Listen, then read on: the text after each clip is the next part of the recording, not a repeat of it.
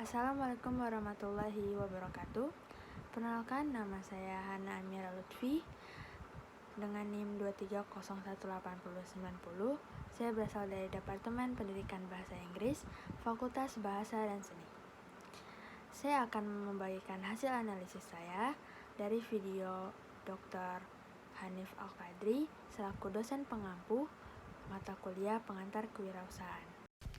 Oke, untuk kali ini kita akan membahas tentang analisis peluang dan ide wirausaha.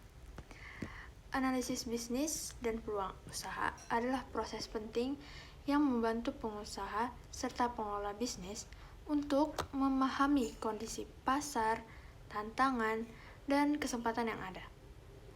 Dalam melakukan analisis ini, beberapa faktor penting perlu diperhatikan. Yang pertama ada lingkungan makroekonomi. Lingkungan makroekonomi ini terdapat kondisi ekonomi. Kondisi ekonomi yaitu pertumbuhan ekonomi, tingkat inflasi, suku bunga, dan tingkat pengangguran dapat mempengaruhi daya beli konsumen dan biaya pinjaman. Selanjutnya ada faktor sosial dan demografi. Perubahan dalam struktur umur, pendidikan, dan preferensi konsumen bisa mempengaruhi permintaan produk atau jasa. Yang terdapat dalam makroekonomi lagi yaitu faktor politik dan regulasi. Kebijakan pemerintah, stabilitas politik, dan regulasi industri berpengaruh terhadap operasi dan margin keuntungan bisnis. Yang kedua, lingkungan industri. Yang perlu diperhatikan yaitu peserta pasar, identifikasi kompetitor, ukuran pasar, dan pangsa pasar yang dimiliki oleh pesaing.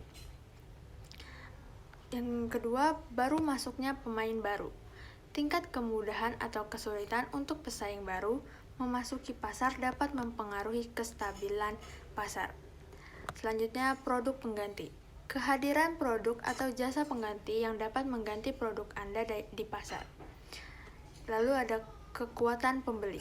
Seberapa kuat posisi pembeli dalam negosiasi harga dan kondisi penjualan. Lalu kekuatan pemasok. Seberapa kuat pemasok dapat mempengaruhi harga dan ketersediaan bahan baku. Yang ketiga, kita juga harus menganalisis SWOT. Yang pertama, strength atau kekuatan. Faktor internal yang memberikan keuntungan kepada perusahaan Anda di pasar. Yang kedua ada weaknesses atau kelemahan. Faktor internal yang dapat menghambat kinerja perusahaan. Lalu yang ketiga, opportunities atau peluang, faktor eksternal yang dapat dimanfaatkan oleh perusahaan untuk berkembang atau meningkatkan keuntungan. Lalu ada threats atau ancaman, yaitu faktor eksternal yang dapat membahayakan stabilitas atau pertumbuhan perusahaan. Yang keempat, tren teknologi atau pengaruh teknologi. Bagaimana teknologi terbaru dapat mempengaruhi cara beroperasi atau menghasilkan produk dalam industri Anda. Lanjut ada inovasi, peluang untuk memasukkan inovasi dalam produk atau proses yang dapat meningkatkan efisiensi atau daya tarik pasar. Lalu yang kelima ada lingkungan eksternal spesifik lokal. Kondisi lokal atau faktor seperti kondisi infrastruktur lokal, sumber daya alam, dan tradisi budaya yang mempengaruhi proses di lokasi tertentu. Dalam praktiknya, analisis ini memungkinkan perusahaan untuk merumuskan strategi yang efektif, mengidentifikasi peluang pasar yang belum tergali, serta mempersiapkan diri terhadap resiko yang mungkin timbul. Alat-alat seperti analisis PESTEL, politik, ekonomi, sosial, teknologi, lingkungan, dan hukum, dan Potter's Five Forces juga sangat berguna dalam analisis lingkungan bisnis secara komprehensif. Kedua, kita akan membahas tentang ide dan gagasan berwirausaha. Mengembangkan ide dan gagasan berwirausaha yang inovatif dan layak pasar bisa menjadi kunci sukses dalam dunia bisnis yang kompetitif.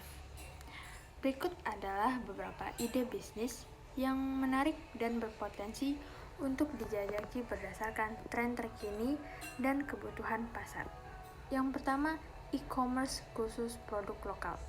Dengan meningkatnya kecintaan terhadap produk lokal, sebuah platform e-commerce yang mengkhususkan diri pada penjualan produk-produk lokal bisa menjadi sangat menarik. Ini bisa mencakup segala sesuatu dari kerajinan tangan, makanan khas, hingga fashion lokal. Yang kedua, layanan kesehatan digital.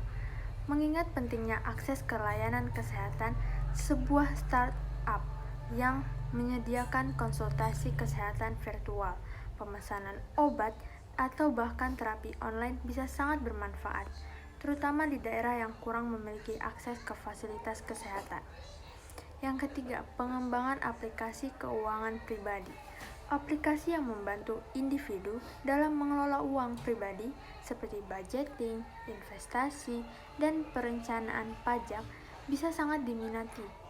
Aplikasi ini bisa menggunakan kecerdasan buatan untuk memberikan saran yang personal dan tepat waktu. Yang keempat, solusi energi terbarukan. Mengingat masalah perubahan iklim, usaha yang berkaitan dengan produksi, instalasi, dan pemeliharaan solusi energi terbarukan seperti panel surya atau turbin angin memiliki potensi besar. Yang kelima, urban farming. Bisnis pertanian perkotaan yang memanfaatkan lahan sempit atau atap bangunan untuk menghasilkan makanan segar. Ini tidak hanya memenuhi kebutuhan lokal akan sayuran dan buah-buahan segar, tetapi juga membantu mengurangi jejak karbon. Yang keenam, platform pendidikan online. Dengan adanya pandemi COVID-19, kebutuhan akan pendidikan yang dapat diakses dari rumah menjadi sangat tinggi. Platform yang menawarkan kursus online atau virtual e-learning sessions dan para ahli bisa menjadi bisnis yang sangat relevan. Yang ketujuh adalah layanan perawatan dan kesehatan hewan peliharaan.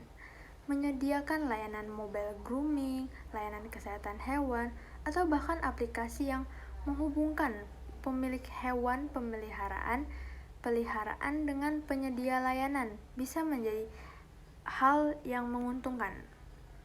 Yang kedelapan ada upcycling and fashion berkelanjutan. Bisnis yang fokus pada upcycling atau pakaian bekas menjadi produk fashion baru atau yang mengutamakan prinsip-prinsip produksi berkelanjutan akan menarik bagi konsumen yang sadar lingkungan. Yang kesembilan, penyewaan dan berbagai barang. Platform yang memungkinkan orang menyewakan barang-barang yang jarang mereka gunakan, seperti alat perkakas, tenda camping, atau bahkan pakaian, bisa menjadi cara baik untuk memanfaatkan ekonomi berbagi. Yang ke-10, virtual reality experience. Menyediakan pengalaman virtual reality atau VR untuk berbagai keperluan seperti pendidikan, latihan, atau hiburan bisa menjadi pasar yang menarik, terutama karena teknologi ini yang berkembang dan menjadi lebih terjangkau. Jadi banyak orang yang menggunakan VR ini sebagai bentuk teknologi yang makin berkembang. Mengembangkan ide-ide ini penting untuk melakukan riset pasar yang mendalam, memahami kebutuhan dan preferensi target konsumen, serta membuat perencanaan dalam strategi bisnis yang solid untuk memastikan keberlanjutan dan keberhasilan usaha. Jadi, kesimpulan dari diskusi kita tentang analisis ide serta peluang berwirausaha yang bisa diambil adalah bahwa ada banyak peluang usaha yang bisa dieksplorasi di berbagai sektor berkat kemajuan teknologi, perubahan perilaku konsumen, dan peningkatan kesadaran lingkungan. Bisnis e-commerce yang fokus pada produk lokal, layanan kesehatan digital, aplikasi keuangan pribadi, solusi energi terbarukan, urban farming, platform pendidikan online, layanan keperawatan hewan peliharaan, fashion berkelanjutan, penyewaan barang, dan pengalaman virtual reality adalah contoh ide yang bisa dikembangkan. Setiap ide ini membutuhkan riset pasar yang mendalam, pemahaman yang baik tentang target konsumen, dan strategi bisnis yang efektif untuk mencapai keberhasilan jangka panjang. Sekian hasil video analisis saya. Apabila ada salah kata mohon dimaafkan. Wassalamualaikum warahmatullahi wabarakatuh.